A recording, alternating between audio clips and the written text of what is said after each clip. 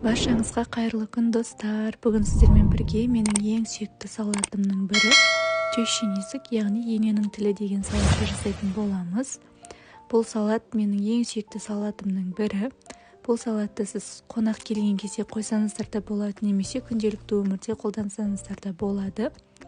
Ең алдымен баялдымызды әдемілеп жуып, екі жағын кесіп алып, одан кейін оны видеода көрсетілгендей қылып соломка ретінде жақсылап, я жұқа емес, я қалың емес, орташа көлемде турап аламыз.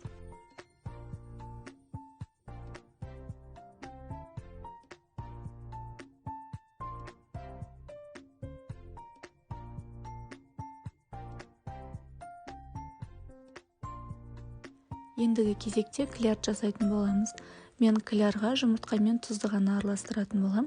Сіздер өз қалауларыңызша жасасаңыздар болады.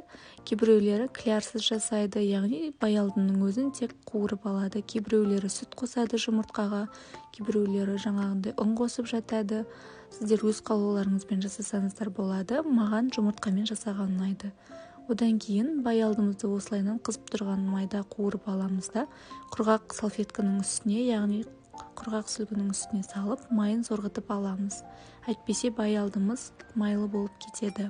Видеода көріп тұрғаныңыздай әр қайсысын осылайынан салфеткаге салып отырып, майын сорғытып аламыз. Ендігі кезекте соусын жасайтын боламыз. Сметанға немесе майонезге бұрышымызды, тұзымызды, сарымсағымызды салып жақсылап араластырып аламыз. Қалауларыңыз бойынша укроп қоссаңыздар болады, мен бұл жолы қоспадым. Одан кейін салмасына бізде помидорды мен әдемілеп турап алдым соломка қылып, и тағы да салатный лист керек болады. Видеодағыдай баялдымыздың бір бетіне соусымызды жағып, помидорымыз бен салатный листімізді қойып отырып, әдемілеп рулет қылып ораймыз. Рулетіміз ашылып кетпейді, уайымдамаңыздар.